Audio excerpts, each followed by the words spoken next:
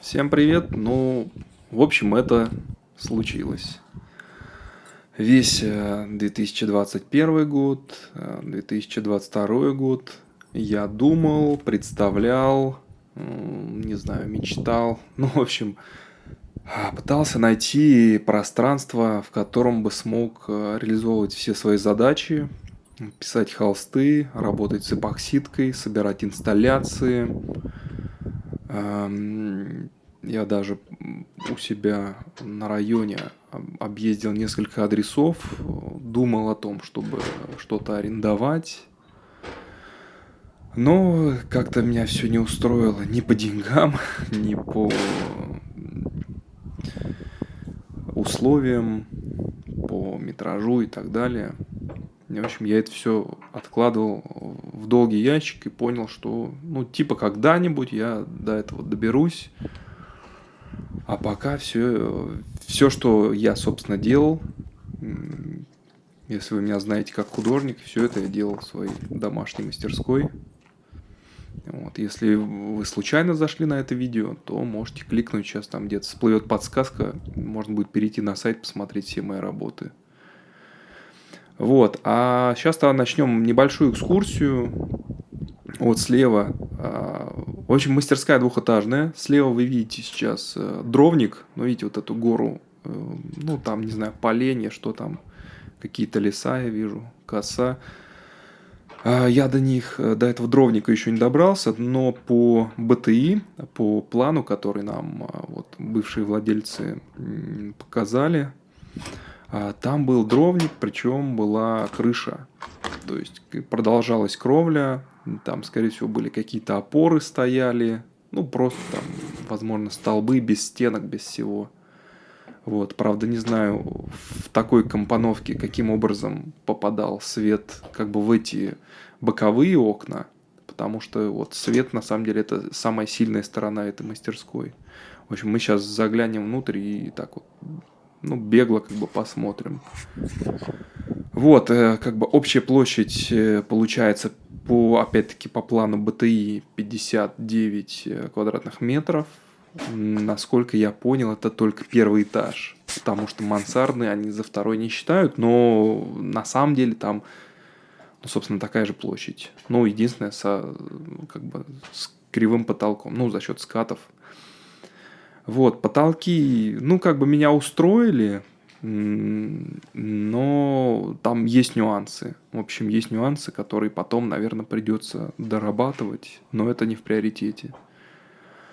Вот, тут остались от прежнего владельца столы, он занимался деревом, был, насколько мы пообщались с соседями, с его дочерью, с супругой.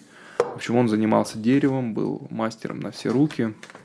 Вот то, в каком состоянии сейчас мастерская, это срок 5-летней заброшенности. То есть 5 лет, эту мастерскую никто не обживал, никто не работал. Скорее всего, тут были какие-то минимальные, какие-то бытовые, может быть, задачи решались, потому что все очень хаотично разбросано. Вот. А, собственно, сам хозяин мастерской, он работал по дереву, собственно, лаки, там куча заготовок каких-то у него, деревянных материалов. Тут недалеко от мастерской есть большой лес. Вот. И, собственно, он там очень много собирал, материалов для заготовок. Это пол. С полом есть тоже, некоторые нюансы. Сейчас я покажу. На мастерскую идет отдельная щитовая, над щитовой, небольшая такой входная группа, просто там фанеры обиты. Я так понял, это необходимо по технике безопасности, что ли. Нужно закрывать щитовую таким образом. Это не точно.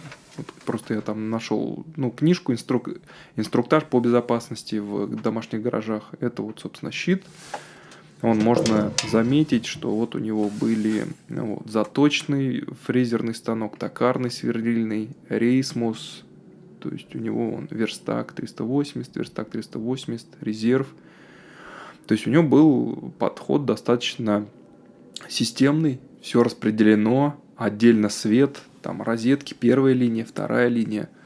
То есть сделано все по уму, но вот на данный момент это все очень...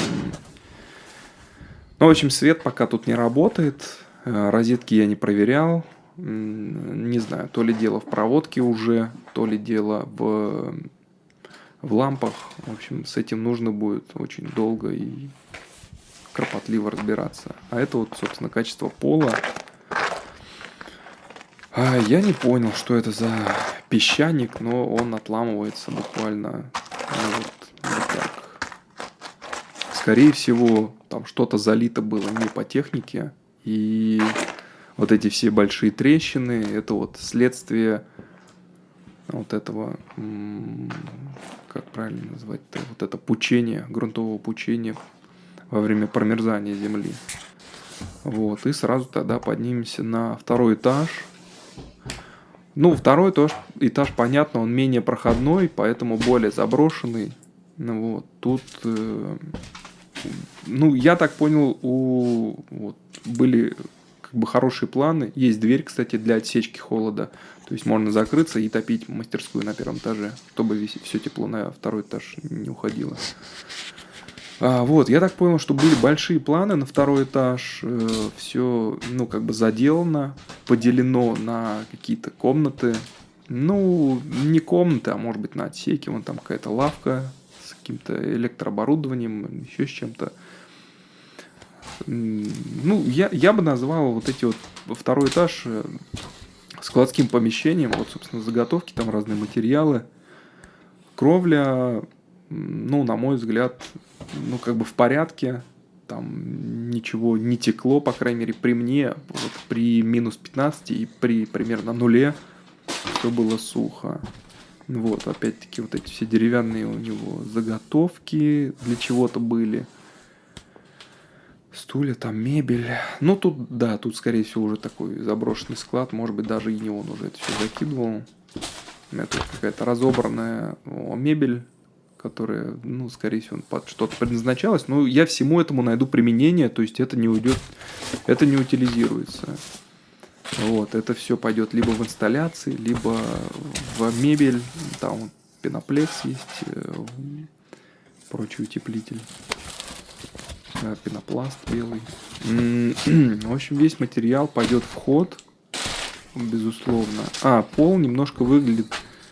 ну и так вот бегло дом как бы покажу, он тоже в таком заброшенном состоянии. Ну, понятно, да, что вот без мужика и без, ну, вообще, как бы без человека, который постоянно занят на участке вот этим. Ну, с другой стороны, были, ну, дома, в общем, соседей. Вот. В общем, дом, да, немножко заброшен, и вот, собственно, сейчас вот в кадре я вот ношу вот этот угол правый был свободен, и вот все полки, все столы из дома, ну, с первого этажа мне, ну, моя ближайшая задача до лета, до потепления успеть все перенести, разобрать, потому что первый этаж дома провалился. То есть там все заклеено линолеум в 3, в 2, в 4 слоя. Ну, я решил, наверное, что вот работы по дому я, ну, не буду включать в канал, ну, вот, и буду только показывать работу по мастерской. Вот, поэтому сейчас вы просто застали немножко как бы интерьер, который в первозданном виде. Ну, если еще раз про пол и потолок, то, что меня не устроило, в общем, балки перекрытия второго этажа, как мне показалось, они немножко выгнулись. Вот, хотя по всему контуру, если ходить снаружи, смотреть на крышу и на контур как бы дома, то ничего не покошено, не деформировано, все нормально. То есть никакие основные балки как бы не разъехались.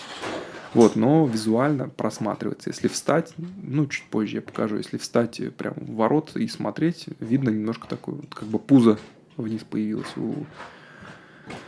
у этих перекрытий. Вот.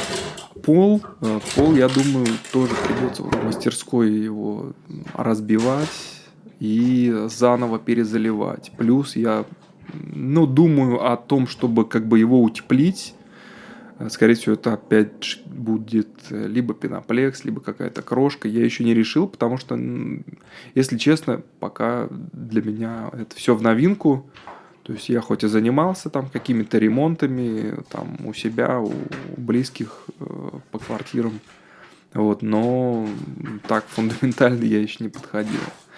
Вот, еще раз напомню, что вот мастерская была брошена 5 лет назад, как и, ну, дом еще посещали, вот, а мастерская была заброшена. И вот весь инструмент, все вот материалы, заготовки, они вот были брошены, ну, вот, в том качестве и состоянии, которое вот я застал. Там очень много... Ну, запах такой спёртый, во-первых, в помещении. Ну и видно по некоторым вот этим плитам бетонным на земле, что вот они набрались то ли влаги, то ли грибка, то ли и того, и того.